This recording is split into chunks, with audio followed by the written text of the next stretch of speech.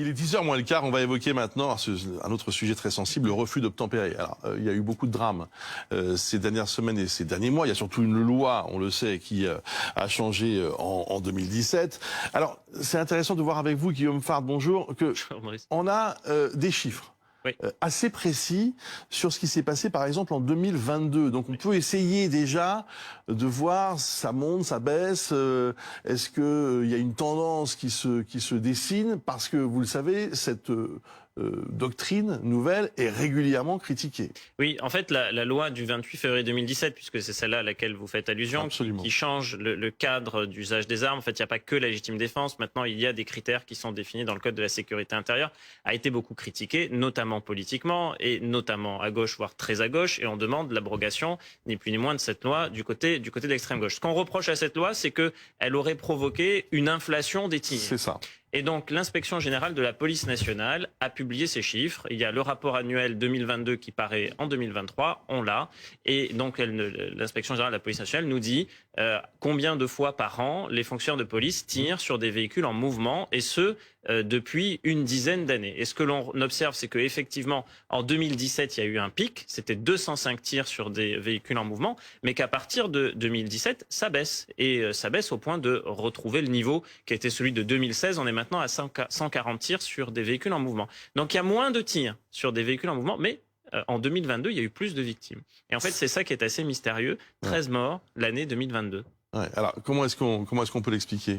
C'est ça qui est assez difficile, et c'est probablement pour ça qu'il y a une mission parlementaire. C'est que il y a eu 2 morts en 2021, un en 2020 sur des tirs sur véhicules en mouvement, mais 13 en 2022. Donc il y a vraiment un bon côté police nationale, et côté police nationale seulement, parce que côté gendarmerie nationale, c'est 0. Alors on pourrait dire, mais au fond, les policiers font face à plus de refus d'obtempérer que les gendarmes. En fait, pas vraiment. Quand on regarde là aussi les chiffres, il y a à peu près 14 000 refus d'obtempérer par an côté police nationale, mais 12 000 côté gendarmerie nationale. Donc c'est à peu près équivalent. Alors bien sûr, les refus d'obtempérer sont en augmentation, plus 49% sur les 10 dernières années.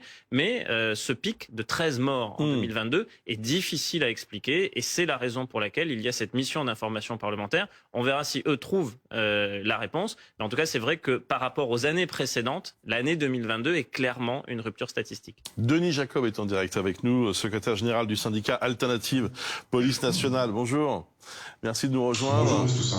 Bon, les chiffres sont assez contradictoires. Guillaume Fard vient très bien de l'expliquer. Il y a de moins en moins de refus d'obtempérer, mais 13 morts. 13 morts, c'est énorme. C'est trop. Alors, c'est toujours trop, bien évidemment. Aucun policier va se réjouir d'avoir tué une personne. Mais après, il faudrait quand même recontextualiser les choses. Tout d'abord, vous dire que la mission parlementaire ne nous inquiète absolument pas. Bien au contraire, nous sommes habitués à être auditionnés. Nous l'avons été lors des manifestations de Gilets jaunes avec le maintien de l'ordre, la doctrine de l'époque et les modifications qui ont pu être apportées avec nos propositions.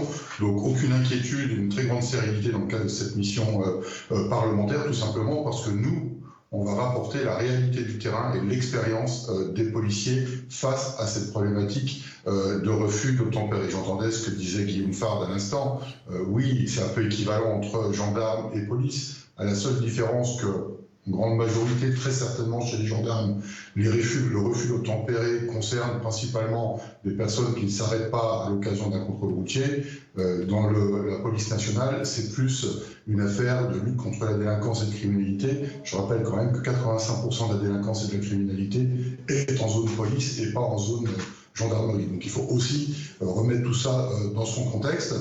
Alors 13 morts, bien évidemment, que c'est de trop, toujours de trop quand il y a un mort, mais de rappeler quand même que les refus d'obtempérer, c'est plus de 20 000 par an, 20 000 par an, moins de 200 usages de l'arme à feu et malheureusement 13 morts. Donc il faut aussi recontextualiser, et cette mission parlementaire a quelque chose de bien dans le sens où on va sortir de la polémique politicienne avec toujours les mêmes élus qui vilipendent dès que c'est possible l'action de la police nationale, sortir de l'émotion populaire et sortir de l'ultra-médiatisation quand un policier fait l'usage de son arme et qu'il y a un décès.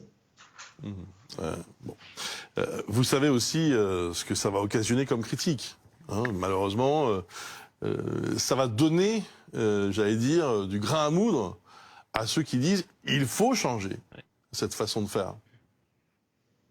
Non, je ne le pense pas, et Guillaume Fabre, là aussi, le rappelait par rapport avant 2017 et après 2017. On revient à un niveau équivalent à ce qu'il y avait avant la loi Cazeneuve.